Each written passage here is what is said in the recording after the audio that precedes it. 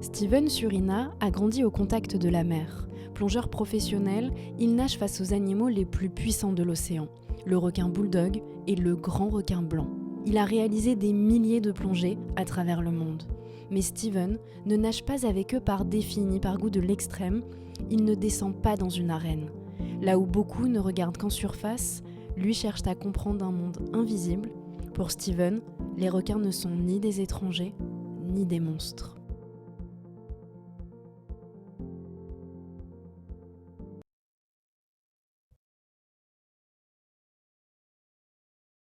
Les requins t'ont appris une lecture plus fine du monde et enseigné une sagesse, s'adapter, respecter plutôt que dominer.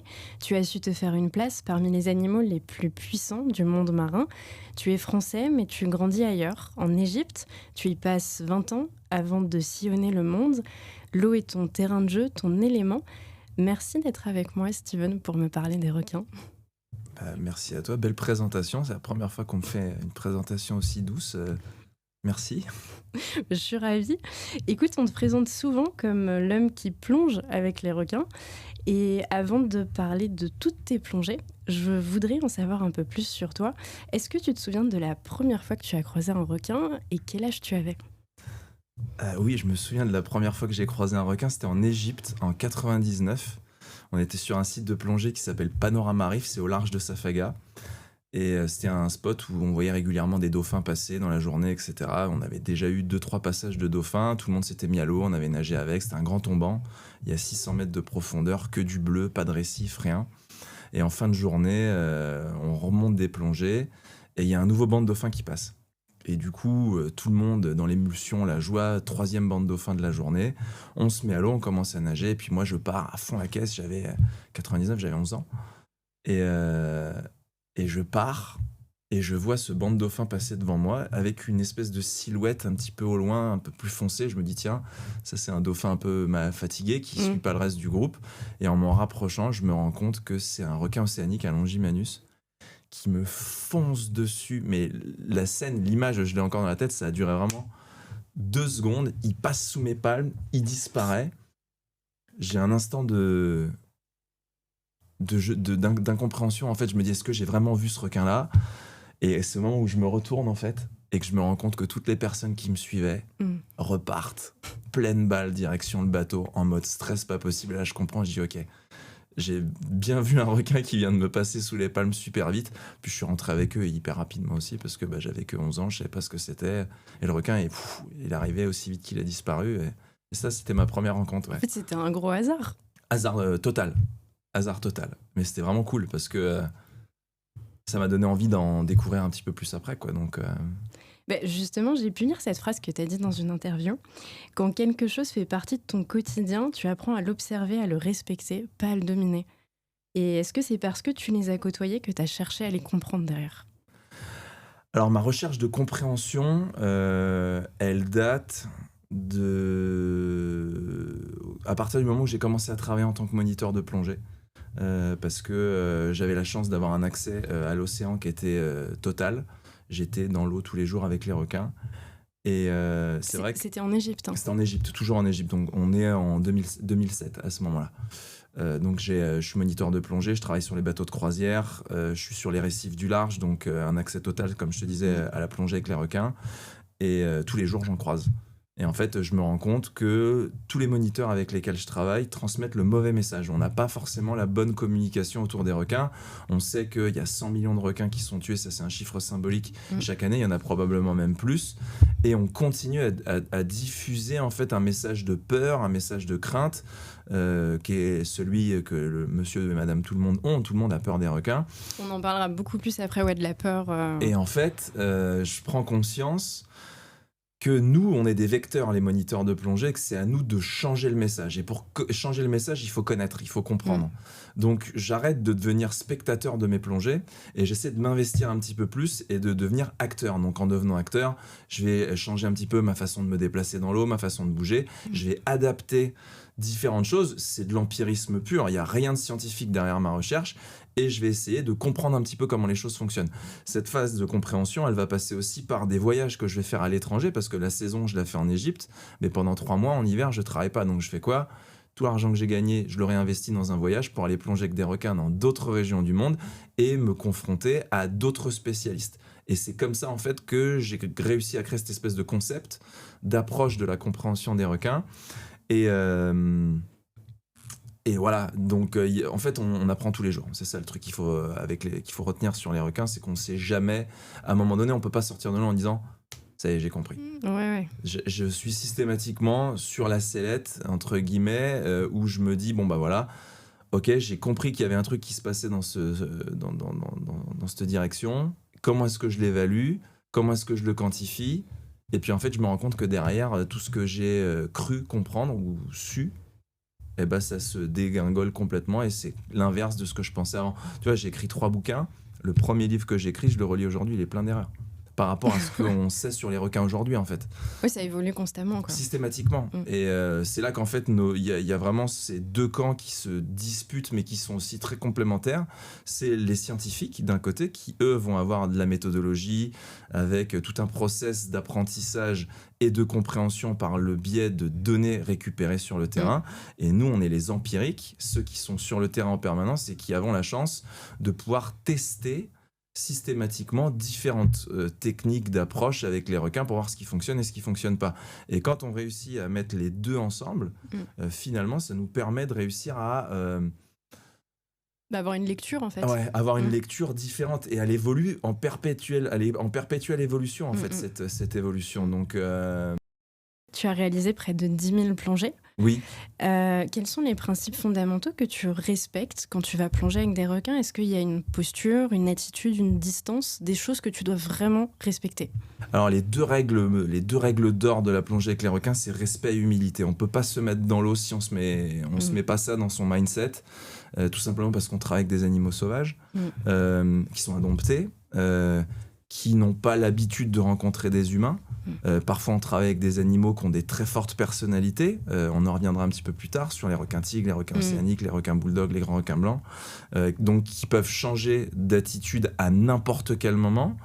Et finalement, on se rend compte que par le biais de différentes attitudes, on peut ne pas maîtriser la situation, mais en changer son histoire. Donc, quand on plonge avec les requins, il y a différentes postures à avoir. Surtout, il y a différents messages à transmettre. Le message numéro 1, c'est « je ne veux pas être une proie ».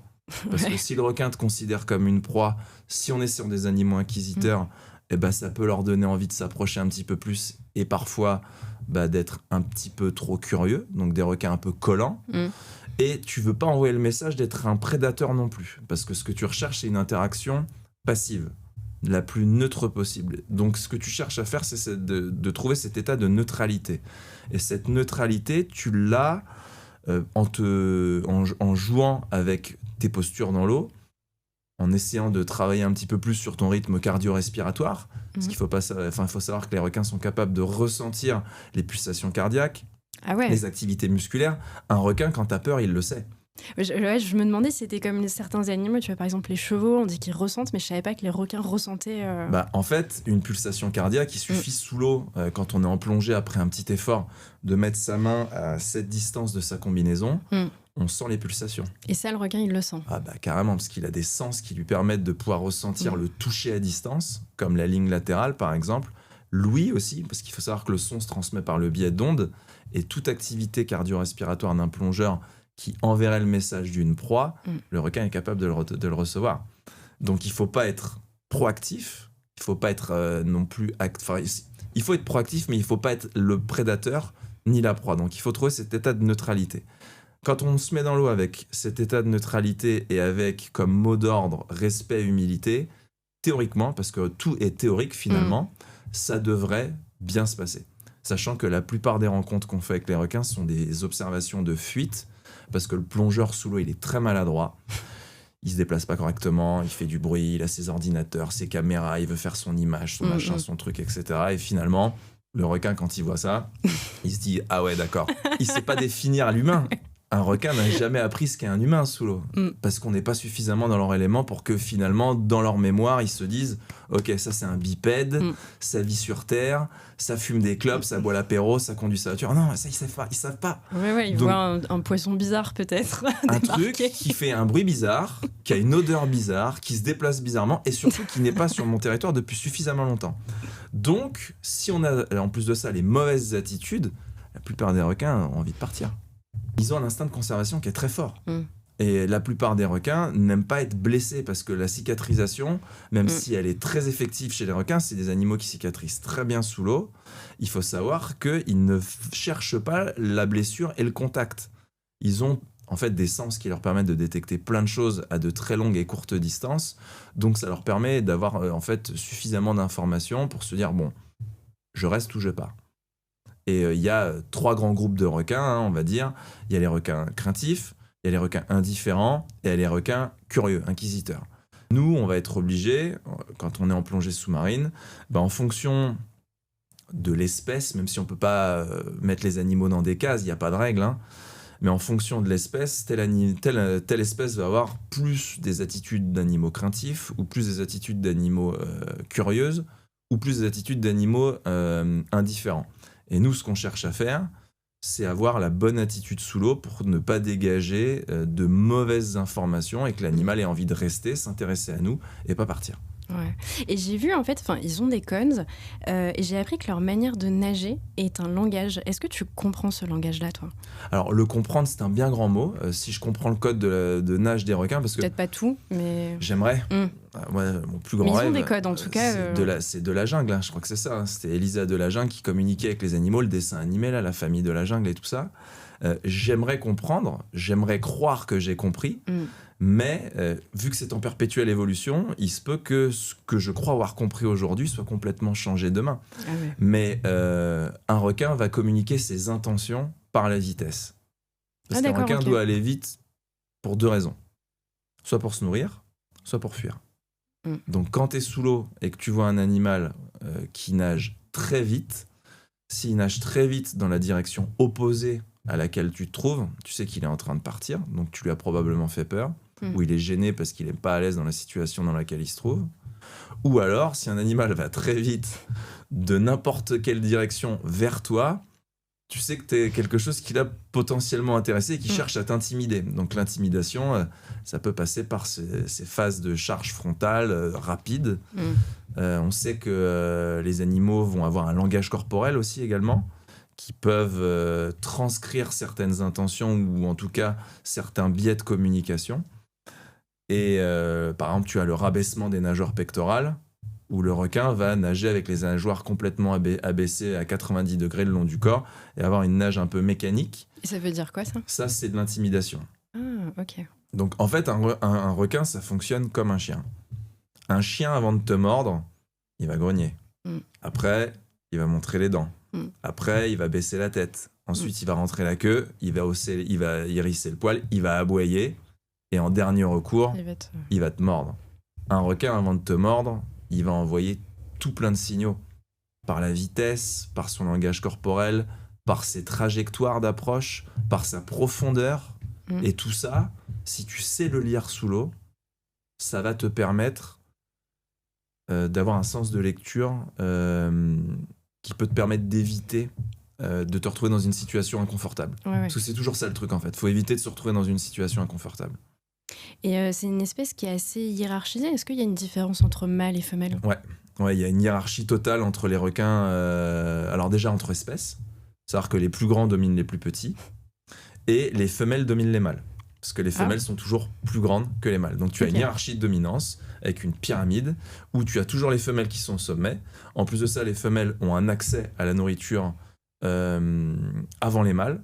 Ah, ok. Donc, il y a de la compétition intraspécifique, donc entre animaux de la même espèce, ou interspécifique, avec des requins d'espèces différentes, où les femelles sont toujours premières et prioritaires sur la nourriture. Ah, génial. Donc, c'est pour ça que les femelles sont plus développées, plus grandes, plus grosses et moins rachitiques que les mâles, par exemple.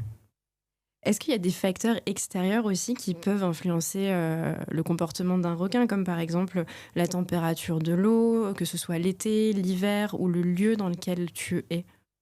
Alors, est-ce qu'il y a des facteurs qui peuvent interférer dans le comportement des requins? Oui. Maintenant, il faut savoir, à l'échelle globale, que l'augmentation ou la diminution de la température de l'eau, ça peut inciter certaines espèces de requins à se déplacer pour suivre de la nourriture ou pour annoncer la saison des amours, donc les accouplements. Donc ça, c'est des choses qui sont connues, ça fonctionne sur Terre, ça fonctionne sous l'eau, il y a des saisons, ça va changer le comportement des animaux. Maintenant, est-ce qu'en présence de l'homme, le changement de température de l'eau... Non, ouais, ou je sais pas, les horaires, ou tu vois, est-ce que ça... Alors l'horaire, oui. L'horaire, ouais. Oui. En fait, ce qui se passe, c'est que les poissons diurnes, donc les poissons qui vivent la journée, sont plutôt en phase de repos quand il fait jour. Sauf que pour ceux qui mangent du corail, ils vont bouffer du corail toute la journée.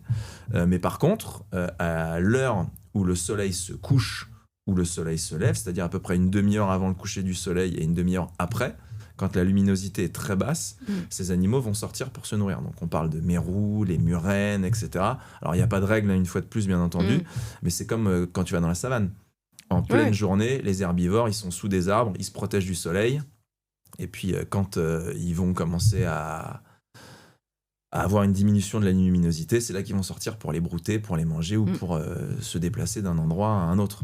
Sous l'eau, on retrouve à peu près les mêmes choses. Donc les requins vont être très actifs, à peu près 1 heure à voire 1 heure et demie au niveau du lever du soleil et à peu près 1 heure à 1 heure et demie après le coucher du soleil.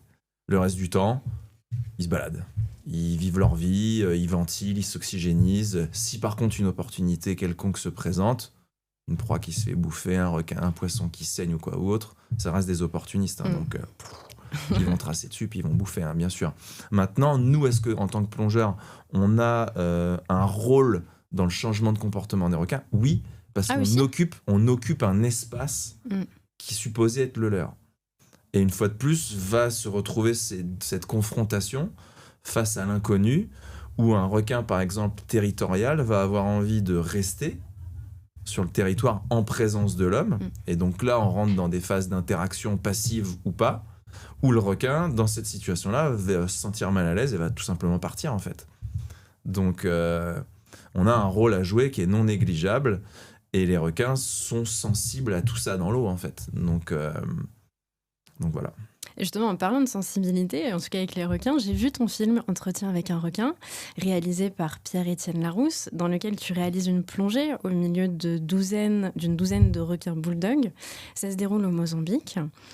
Tu y racontes cette rencontre avec cette femelle requin que tu appelleras Tache Blanche. Cette rencontre, c'est venu te bousculer dans tes certitudes et ça t'a profondément marqué.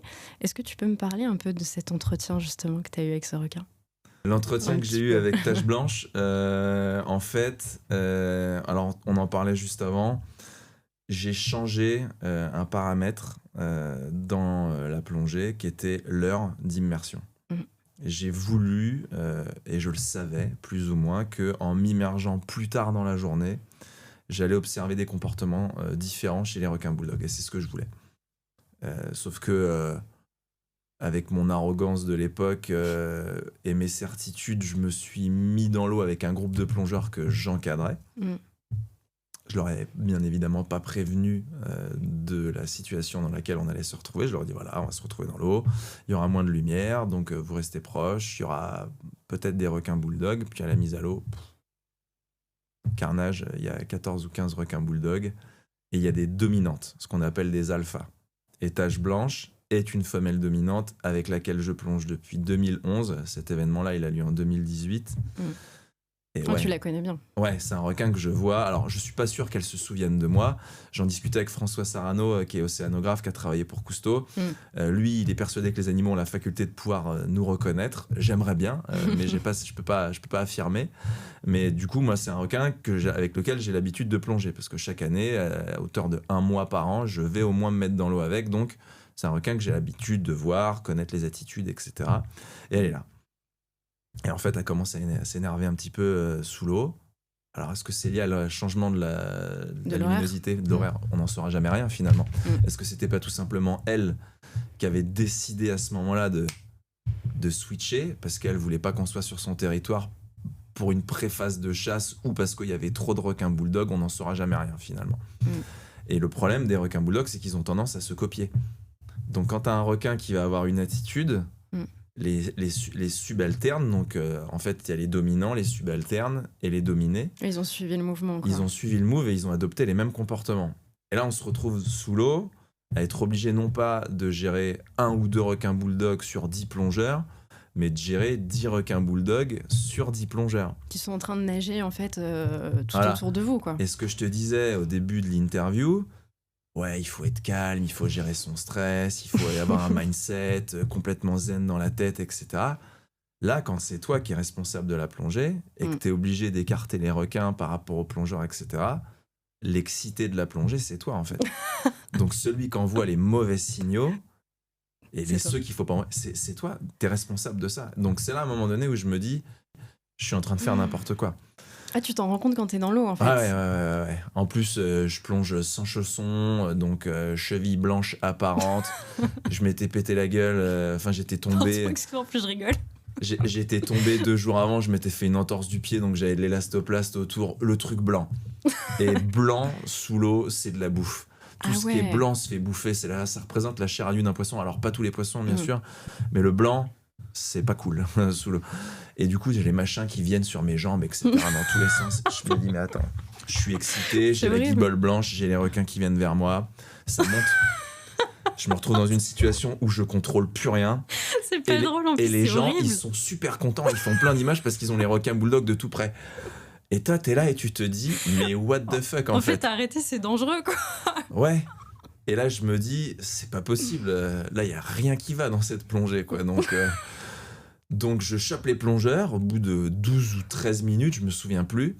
Et avec l'autre moniteur sud-africain qui est dans l'eau, qui marmule, le mec qui fait 2,10 m, Rupert, 120 kilos. Et il me regarde, il me dit, faut qu'on arrête, là, faut faire remonter tout le monde. Lui, il plonge avec les requins bulldogs de Punta de Oro depuis 20 ans. Et lui, il me dit, là, fin de plongée, mon gars, faut faire remonter tout le monde. Donc, individuellement, tu chopes les plongeurs, puis tu les fais remonter. Puis toi, t'es excité. Parce que tu vois tout ce qui se passe autour, en fait. En fait, c'est trop drôle que on en rigole, mais ça devait être horrible. À gérer, l'enfer.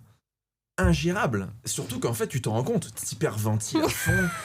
Tu regardes les gens avec des yeux comme ça dans le masque qui comprennent pas et tout. Puis ça prend du temps de faire remonter les gens sur le bateau. On est sur un Zodiac. Il faut que le Zodiac Man il récupère le bloc, la ceinture de plomb. Il faut qu'il fasse remonter le plongeur. Boah, arrachage de cheveux, quoi. Et donc on se retrouve parmi les derniers avec l'autre moniteur à se retrouver sous l'eau. Et à ce moment-là, tache blanche, elle me fait un truc là. Elle vient vers moi et elle commence à arriver par le dessus. Alors que d'habitude, les requins, ils viennent du bas vers le haut. Ouais. Sauf qu'en fait, ce qu'on ne sait pas, c'est que ça, c'est une idée reçue qu'on nous a dite et transmise depuis des années, c'est que les requins chassent du bas vers le haut. Alors, certaines espèces qui se nourrissent en surface, les espèces qui se nourrissent en surface, notamment, ont tendance à approcher de cette manière-là. Mais beaucoup d'espèces de requins chassent du haut vers le bas. Et on le sait parce qu'on voit les cicatrices sur les proies, sur le dos et pas sur le ventre, en fait.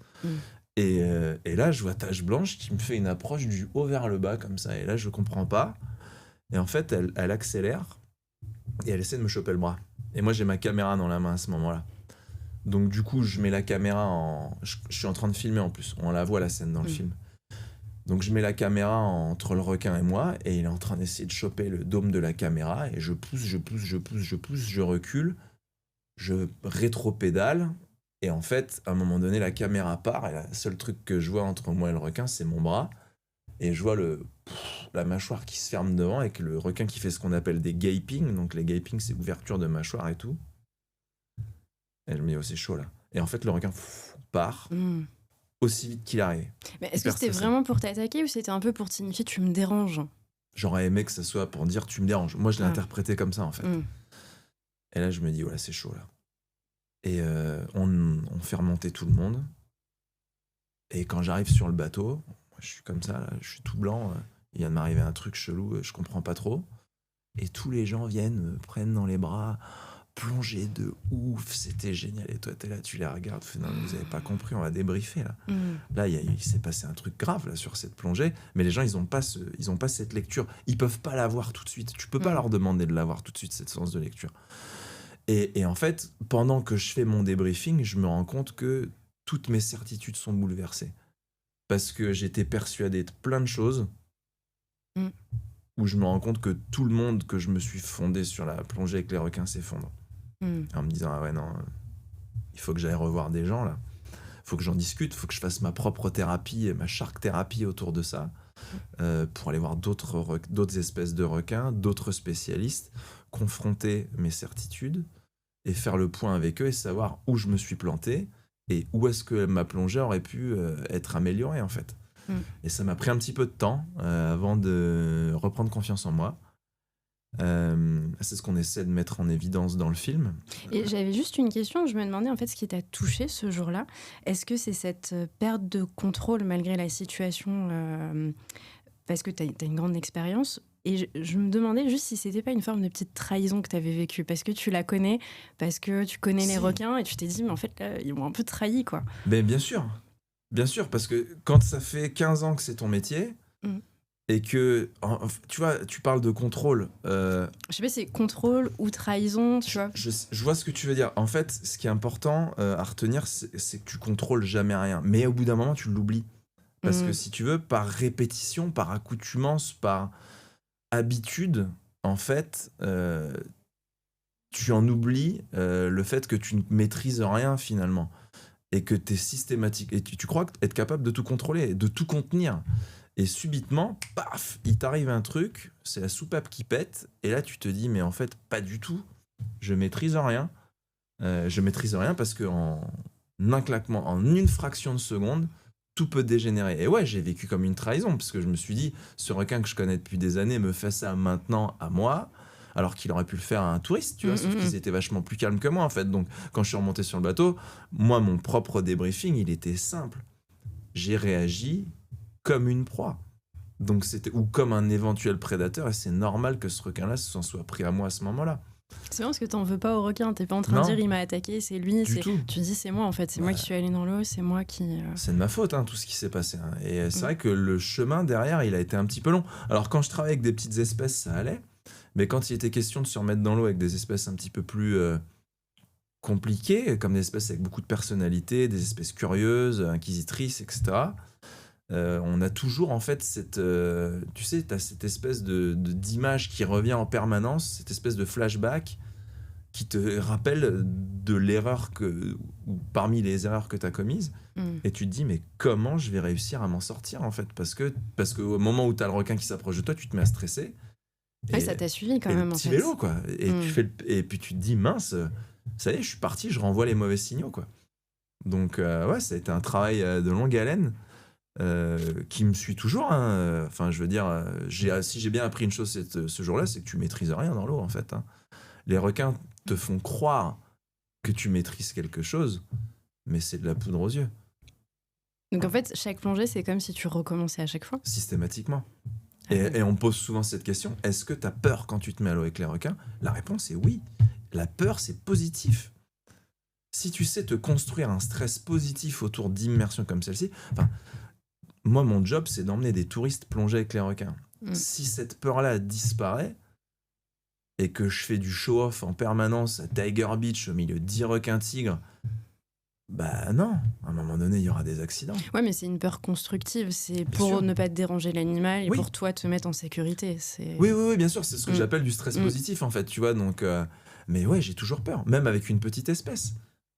Enfin, je me suis fait mordre le doigt par un requin nourrice, quand même, Et qu'est-ce que t'as fait ? J'étais à Bimini sur les grands marteaux aux Bahamas, et j'encadrais un groupe de plongeurs sous l'eau. La visite est pas bonne, et là c'est des plongées avec attractifs artificiels, donc on nourrit les requins. Ah, c'est pas génial. Aux Bahamas, ça fait fonctionner un écotourisme durable qui protège les requins. Donc dans des endroits du monde c'est contestable, mais aux Bahamas ça fonctionne. Et en fait je m'occupe de nourrir un marteau, et j'avais un tapis de requins nourrice devant moi, et à chaque fois ils montaient pour essayer de choper la nourriture, donc on est obligé de les pousser. On a des gants et tout, fais attention. Et puis à un moment donné, le requin marteau part, je regarde mes plongeurs, je me demande si ça va, je me fais aspirer la main complète. Je regarde le requin, je sors la main, ça saigne un petit peu mais c'est pas violent, le gant a pas morflé. Je dis à tout le monde, vous restez en bas, je remonte, le bateau est juste au-dessus, je mets un coup de scotch là, je redescends, J'ai à peine le temps de me poser sur le fond. Je regarde tout le monde, je fais est-ce que ça va? Je me refais réaspirer le doigt. Ça faisait 30 secondes que j'étais dans la flotte. Et là, par contre, il a fermé. 17 points de suture sur le doigt, la totale. Et j'ai pas pu replonger du séjour. C'était la plongée numéro 1, 37 minutes. Mais c'est pas de la faute du requin, encore une fois. Karma. J'avais rien à faire dans l'eau. C'était un message qui m'a été envoyé. J'avais rien à faire dans l'eau à ce moment-là. Tant pis. Voilà. Ouais. Et c'est bien pas parce de la que faute du requin, t'as beaucoup d'humilité, justement. À chaque fois, tu dis toujours que c'est jamais la faute du requin. Ah non. C'est nous qui sommes fautifs à chaque fois, systématiquement. Faut pas oublier ça. Et est-ce que tu as cherché à revoir Tache Blanche après cette mésaventure que tu as connue avec elle? Bah oui, parce qu'en fait, dans le film, on retourne au Mozambique après avoir fait le tour du monde, etc. Et je l'avais pas vue depuis 2 ans. Et mise à l'eau, paf, elle est là. J'étais stressé. C'est vrai que j'allais te demander comment tu as vécu du coup ces retrouvailles. J'étais très content parce que c'est un requin que je vois quand même presque chaque année au Mozambique. Donc déjà, je me dis qu'elle est toujours vivante. Elle n'a pas été pêchée, elle n'a pas fini dans un filet anti-requin ni quoi que ce soit. Donc déjà, c'est une bonne nouvelle. C'est un requin qui a au moins 20 ans, 25 ans peut-être, je sais pas. C'est un vieux requin. Donc déjà, je me dis cool, elle est toujours vivante. Une grand-mère, doyenne de son espèce, représentante des requins bulldog, qui occupe qui est le spot de Punta do Ouro, qui est territorial, etc. Trop bien. Et après, je me dis, parce que c'est un requin en fait qui s'approche très près des gens. Quand on est à Punta do Ouro et qu'on fait ces plongées dérivantes, là, au niveau des requins bulldog, les requins montent et s'en vont, montent et s'en vont. Puis on a des petits passages. Mais elle monte et elle reste. Donc c'est un animal au travers duquel on a énormément d'empathie et d'amour. Parce que c'est un requin qui nous transmet quelque chose où quand on sort de l'eau, les gens sont heureux. Ils ont vécu quelque chose d'incroyable. Le requin bulldog, c'est quand même un animal qui a une mauvaise réputation. Mais là, ils ont vécu une plongée de 60 minutes, 5 étoiles en termes de plongée requin, avec un animal qui est resté avec eux, qui a interagi, qui parfois s'approche à moins d'1 mètre. C'est ouf. Donc c'est un animal qui dégage beaucoup d'amour finalement, et cet amour-là, on a envie de le transmettre, on a envie de le partager, etc. Donc quand je la vois, déjà je suis heureux de savoir qu'elle est vivante, mais aussi je me dis cool, on va faire une belle plongée, et c'est ce qui s'est passé. Et moi je m'isolais volontairement pour être dans l'eau tout seul et avoir mes petits moments de prédilection juste avec elle, quoi. Mes moments favoris où elle venait me voir, elle me tournait autour, elle me regardait avec son œil, elle me faisait des trucs avec ses nageoires, son corps, elle nageait tout doucement. Moi, du coup, je changeais ma posture et puis je voyais qu'elle était réceptive. Donc, du coup, tu peux communiquer, tu vois, de cette manière-là. Et puis, il y avait le reste du groupe qui était dans son coin, elle venait, elle faisait ses tours, machin, etc. Puis, quand tu t'isolais, elle vient, puis elle t'inspecte un petit peu plus et tu dis quel cadeau, quoi. Ouais, on est loin quand même de l'image du prédateur. Complètement. Elle est presque tendre, presque, en tout cas. Ouais. Et tu sors de l'eau et tu dis, ok, alors 1, j'ai appris de nouvelles choses. 2, il suffit de regarder les gens, tout le monde a le smile. Et puis 3, tu te dis, belle leçon d'humilité quand même, de la part du requin, en fait. Donc, non, c'était cool. C'est des plongées que j'oublierai jamais. Et Tache Blanche, ça fait 2 ans que je l'ai pas vue. Elle te manque. J'espère qu'elle est toujours vivante. Bah, tu vas bientôt la rejoindre, non? Non, tu vas la retrouver. Enfin, en tout cas, tu vas essayer. L'année prochaine, ouais. Tu me raconteras, tu me diras. Carrément. Et justement, c'est marrant parce que je remarque, toi, mais aussi d'autres plongeurs qui plongent avec les requins, vous retrouvez souvent les mêmes requins aux mêmes endroits. Et alors qu'on a l'impression qu'ils nagent partout, tu vois. Mais en fait, non, ils sont assez territoriaux. Non, je ne sais pas en fait. Alors en fait, c'est marrant que tu retrouves Tache Blanche toujours au même endroit. Oui, alors c'est une très bonne question. Faut savoir que tu as des animaux migrateurs, donc ils vont pas du tout être inféodés à un endroit, ils vont se déplacer en permanence. Donc c'est très difficile de pouvoir mettre un numéro ou un nom sur un requin parce que tu peux pas le reconnaître. Parce que tu le vois une fois puis il disparaît. En fait, c'est pas parce que le requin, tu ne le vois pas qu'il est pas là. C'est juste que tu ne le vois pas. Donc si ça se trouve, il est là, mais tu peux pas l'observer. Mais par contre, il y a des animaux qui, pendant une période relativement longue ou courte, vont rester sur des zones et vont les occuper. Donc parfois c'est des zones de vie, parfois c'est des zones d'alimentation, parfois c'est des zones de reproduction. Et en fait, ça va te permettre, en passant suffisamment de temps sur cette zone, de pouvoir te dire, ok, donc ce requin-là, je l'ai vu aujourd'hui, ce requin-là, je l'ai vu hier. Ah ben je l'ai revu, enfin je le vois demain, je le vois tout à... Ok, bon, on fait une fiche. Donc tu prends une photo du flanc droit, du flanc gauche, puis tu donnes un nom. Par exemple, tu vois, j'étais à Playa del Carmen, là au Mexique, au mois de décembre. Moi, ça fait depuis 2010 que je vais plonger là-bas. J'étudie le comportement des requins bulldogs là-bas. Ça fait 48 individus observés. Et j'y retourne et j'ai un taux de récurrence au site de 77%. Ce qui veut dire que chaque année, je vois quasiment les mêmes animaux. Des vieilles copines. Donc, tu te mets dans l'eau, et puis tiens, il y a Fritzia, tiens, il y a Stella, tiens, il y a Lydia, tiens, il y a Mancha, elles sont toutes là en fait. Oui, je trouve ça marrant qu'on retrouve les mêmes au même endroit. C'est et marrant. En fait, ces femelles-là, par exemple, pour te donner un exemple, elles viennent mettre bas dans la région du Quintana Roo et elles vont occuper ce site-là, à Playa del Carmen, pendant 3 à 4 mois avant de disparaître. À Guadeloupe, quand on allait plonger avec les grands requins blancs, ils ont identifié presque 500 requins blancs maintenant, je crois, là-bas. Quand le site était encore ouvert, on observait des grandes femelles requins blancs de entre 4,50 m et 5 mètres qui venaient sur le site pour s'accoupler avec des mâles. Tu vas par exemple à Punta d'Oro, tache blanche, là c'est un site de sédentarité. Elle va rester sur le site pour s'alimenter toute l'année, et par contre, elle va se redéplacer et elle va bouger. Tu as des requins sédentaires, tu plonges dans les passes aux Maldives, tu prends les murs de requins gris de récif, c'est des requins qui sont sédentaires au récif. Fakarava Sud, Fakarava Nord, en Polynésie, les requins sont inféodés à cette zone-là en fait. Et ils vont se déplacer pour les bouffer ou pour aller s'accoupler ou autre. Mais c'est vrai qu'on a des zones d'observation qui nous permettent de pouvoir nommer les animaux ou leur donner des numéros. J'aime pas trop les numéros. Tu préfères les prénoms? J'aime bien parce que ça donne une personnalité à l'animal en fait. Et puis c'est pas pareil de dire tiens j'ai vu F245, de dire tiens j'ai vu Mia quoi tu vois.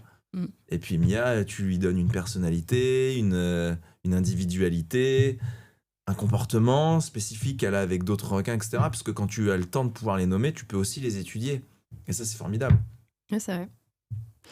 C'est vrai. Non, mais je pense que l'être humain, on aime bien faire ça en général. Il y a ce petit attachement. Ouais. Et on va parler des requins blancs. Avant, je rappelle qu'il est présent dans le monde avec des populations importantes en Afrique du Sud, en Australie, en Nouvelle-Zélande. Il est présent dans l'Atlantique Nord et dans le Pacifique Nord-Est. Et donc toi, Steven, tu fais partie des rares plongeurs dans le monde à avoir nagé hors cage avec cet animal. Tu as fait des dizaines de plongées avec lui. Est-ce que tu dois t'adapter différemment à cet animal-là? À ce requin-là, en tout cas. Alors, est-ce que je dois m'adapter différemment dans l'eau au requin blanc par rapport aux autres requins? Il y a les requins, ouais. Et puis il y a le grand blanc. Ouais, donc c'est complètement différent. Alors moi, cette histoire-là, c'était quand même assez incroyable.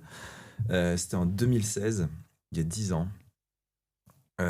J'ai des potes sud-africains avec lesquels je travaille depuis très longtemps, qui m'ont fait faire de la plongée grand blanc en cage, qui me disent on part à Guadeloupe au Mexique. Ok, je pars avec eux. Guadeloupe, c'est un endroit où tu peux voir des grands requins blancs dans de l'eau claire, avec une température avoisinant les 21 degrés, donc c'est relativement chaud, parce que les autres endroits pour voir des grands blancs, c'est plutôt dans des eaux fraîches où la visibilité est pas bonne. Donc je pars avec eux. Et je me retrouve sur le bateau et il y a un tournage pour la BBC. Donc tous mes potes en fait sont caméramans professionnels, ils travaillent pour National Geographic, Discovery Channel, BBC, etc. Ils vendent plein d'images. Et ils me disent Steven, on a besoin de plongeurs de sécu pour nos sorties hors cage avec les grands blancs. Est-ce que ça te dirait de nous accompagner?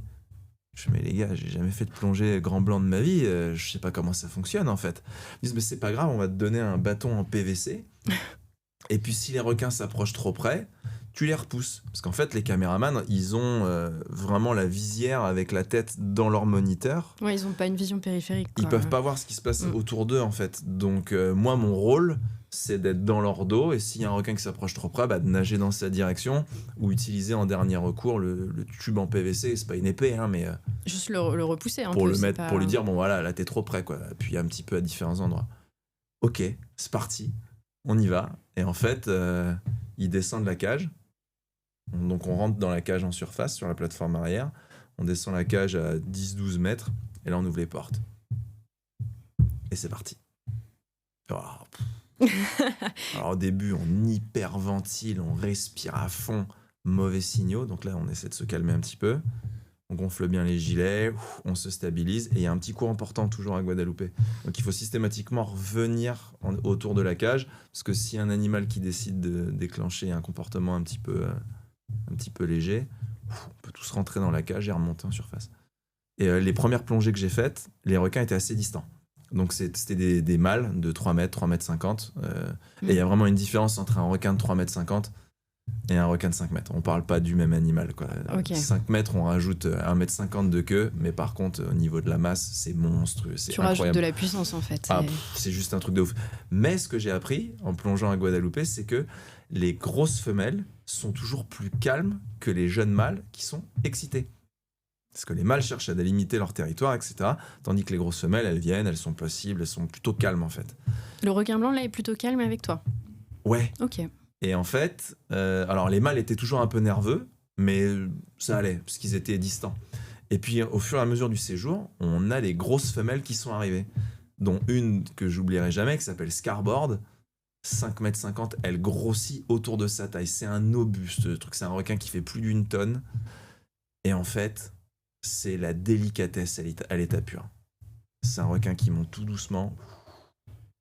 Elle arrive à notre niveau. Elle fait un tour, elle scanne, elle redescend. Puis après, elle refait la même chose. Et elle fait ça pendant 60 minutes. Mais par contre, au fur et à mesure qu'elle tourne, elle resserre les cercles concentriques autour de nous. Et parfois, je l'ai à distance de toi à moi, en fait. Et tu vois cet œil, tout le monde parle d'un œil noir. En fait, c'est une bille dans laquelle il y a vraiment un cerclage un peu violet-orangé où tu vois l'œil qui te suit. Ah ouais, tu vois carrément ça, Ah non, quoi. tu vois l'œil qui te regarde. Hein. Et quand le requin passe à côté de toi, paf, t'as l'œil qui te suit du regard. Et c'est là que j'ai compris, en fait, que avec les années d'expérience de plongée requin que j'avais auparavant, où j'essayais de me dire, bon, bah ok, les requins, c'est binaire, c'est comme ça. Et puis, en fait, pas du tout. Là, on est véritablement avec une conscience qui t'analyse, qui te scanne, qui est véritablement en train d'essayer de définir ce que tu es. On n'est pas sur des animaux qui ont une tendance à avoir une personnalité un petit peu moindre, parce qu'ils font pas preuve de plasticité, d'adaptation, ni de quoi que ce soit. Là, on est vraiment sur un animal qui réceptionne l'information, la transcrit et s'adapte à l'instant T, en fait. Et en fait, on est sous l'eau, puis on est conscient de ce truc-là, de se dire, en fait, c'est pas moi l'observateur, c'est moi l'observé.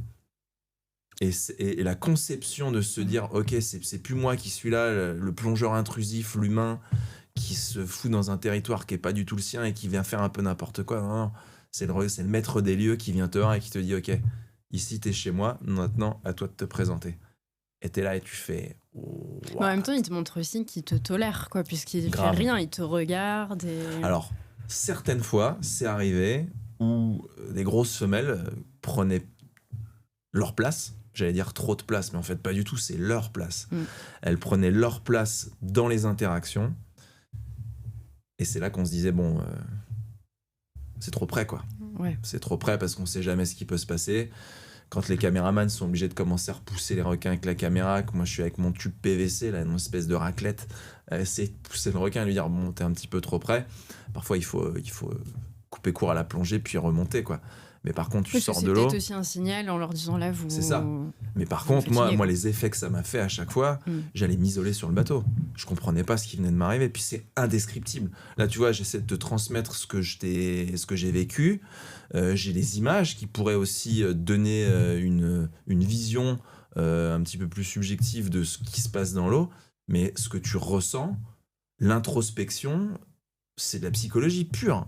Et tout le monde, hein, quand on sortait de l'eau, on n'était pas là à débriefer avec une bière à la main. Non. On allait chacun s'isoler sur le bateau, on se posait, puis on était là à se dire mais qu'est-ce qui vient de nous arriver, en fait? Mais c'est quoi? C'est que tu prends conscience de la vie, tu prends conscience de l'instant présent. T'arriverais quand même à ces toutes choses en même temps? Instant présent. Je pense qu'il n'y a rien. Et en fait, il y a des moments où des fois dans la vie, tu te dis, est-ce que je devrais être ailleurs? Est-ce que je suis pas forcément à ma place à ce moment-là? Et là, quand t'es sous l'eau avec un grand blanc, en fait, il y a rien d'autre qui se passe dans ta tête. T'es pas du tout attaqué par des pensées positives ou négatives, hein, peu importe. T'es vraiment là à te dire, ok, là, c'est maintenant que ça se passe. C'est ici que ça se joue. Et en fait, on est tellement fragmenté dans notre société moderne à être obligé de se projeter ou de penser au passé, etc., qu'on en oublie de vivre cet instant présent. Et quand t'es sous l'eau dans un élément qui est pas le tien, à faire des bulles en état d'apesanteur, et que tu vis un truc avec un prédateur qui peut te déchiqueter en n'importe quel moment, mais qui ne le sait pas. Et qui ne le fait pas. Et qui ne le fait pas. Mais en fait, ce qui est ouf, c'est que tu te rends compte que un lion, un ours, un tigre ne te permettrait pas de faire ça en leur présence sur Terre, et t'es en train de le faire sous l'eau avec les requins. Et ce moment de plénitude et de calme, parce qu'il n'y a pas de bruit, tout est calme, puis tout est lent, tout est au ralenti en fait. Et ce que tu vis n'a pas... La définition, elle est improbable. Tu vis le truc, après, est-ce que tu es capable de pouvoir le raconter? Ça, c'est une autre histoire. Et enfin... Ouais, je reviens avec un bagage, j'ai dû faire 12 ou 13 plongées, c'est pas beaucoup, 12 ou 13 plongées avec un grand requin blanc. C'est pas mal quand même. Mais ça m'a changé la vie, hein, sur beaucoup de choses. Ça m'a appris énormément de choses sur moi, sur mes interactions avec les humains, sur l'écoute, être à l'écoute des autres. Ça, c'est quelque chose qu'on fait plus. On est tout le temps, on pose une question et en fait, on s'attend presque déjà à avoir envie de redonner une réponse.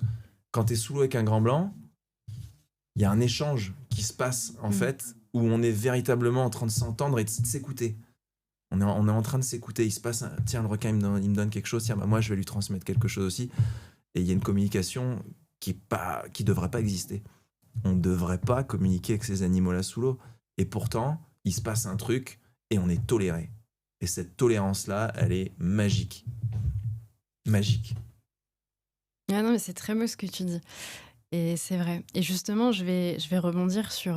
parce que tu parles de magie avec ces animaux. Et je vais parler justement de la peur qu'on en a dans la société. Cet animal fascine autant qu'il effraie. Il y a eu aussi ce film Les Dents de la Mer, sorti en 1975 par Spielberg, qui a nourri une peur collective. Et Spielberg a même fait un mea culpa en disant « Je regrette vraiment que la population de requins ait été décimée à cause du film ». Il y a aussi des chiffres qui racontent... pourtant, les chiffres racontent une autre histoire. On parle de 10 accidents mortels par an dans le monde, contre, comme tu le disais en tout début d'interview, 100 millions de requins tués chaque année. Cette disparition est liée notamment à la surpêche en Asie pour le commerce des ailerons. Et du coup, ma question, c'est est-ce que la peur que ces requins inspirent empêche les gens de s'attacher à leur sort? Qu'est-ce que t'en penses ? Alors moi je pense que les gens manquent d'empathie envers le requin parce qu'il y a un délit de faciès. On n'a pas envie de prendre un requin dans les bras et de lui faire un câlin.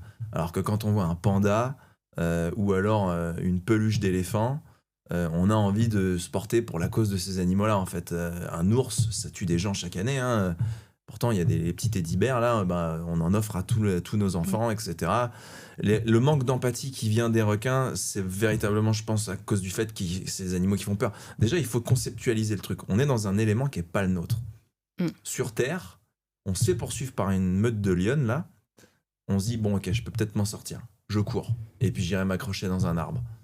Sous l'eau, on voit le truc arriver. Déjà, on sait que c'est foutu. Dans sa tête, c'est comme ça qu'on le conceptualise. C'est pas du tout notre élément, l'eau. Non, on n'a rien à faire. On veut fuir, c'est trop tard. Tu peux pas nager aussi vite qu'un requin. La peur des abysses, je veux dire, le fait de pas voir le fond.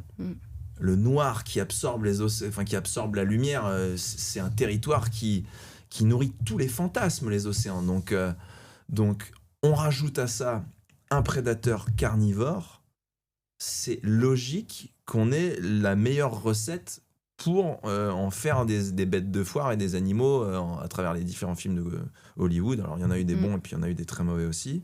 Mais c'est logique qu'on réussisse à transcrire une peur. La peur des requins, elle date pas que depuis les Dents de la Mer. Je veux dire, un petit peu avant Aristote, Pline l'Ancien, on en parle dans les récits. Les pirates, la sentence chez les pirates, c'était la planche sous laquelle il y avait des ailerons, etc. On a peur des requins depuis la nuit des temps. Mais ce qu'a subtilement fait Spielberg dans ce film, qui est un chef-d'œuvre, il faut pas l'oublier, c'est un chef-d'œuvre du cinéma, c'est de réussir à donner une image à un animal qui faisait peur. C'est cette image. En fait, avant, on racontait des histoires, et là, il a transcrit le truc en disant, en plus, le requin est super mal fait, donc on le voit de manière très subjective, parce que justement, il y avait des problèmes avec les effets spéciaux, donc ça nourrit encore plus le stress, la musique, l'histoire, enfin, tout est parfait. Non, mais le film est très beau, mais ça envoie pas du tout le bon message, en tout cas pour la cause des requins. Alors, c'est vrai qu'il a fait un erratum, mais qui est trop tard. En fait, ce qu'il devrait faire, Spielberg, c'est faire un film pour un peu un sauver Willy, mais avec un grand requin blanc, quoi, j'ai envie de dire. Ça serait cool qu'il puisse faire un truc comme ça, mais ça fonctionnerait pas. Et c'est vrai que malheureusement, les gens n'ont pas envie de se porter ambassadeur pour la cause des requins. Tu parles à une personne qui vit dans le centre de la France en lui disant on va aller se baigner en Méditerranée ou en Atlantique, alors qu'on sait pertinemment qu'il y a quasiment plus de requins dans ces mers-là, ils ont tous été pêchés. Il va y avoir peur des requins. Même moi, hein, tu me balances en pleine mer, à dériver au large, j'ai le petit truc qui va venir. Alors que pourtant, mon métier, c'est de plonger sous l'eau avec les requins. Tout simplement parce que l'environnement me met pas à l'aise. Donc, demander à une personne qui ne vit pas proche de l'eau de se porter garant pour la protection des requins, peine perdue, hein. Donc, j'espère pas, j'espère que c'est pas peine perdue. alors, je reste assez sceptique sur les espèces de requins pélagiques.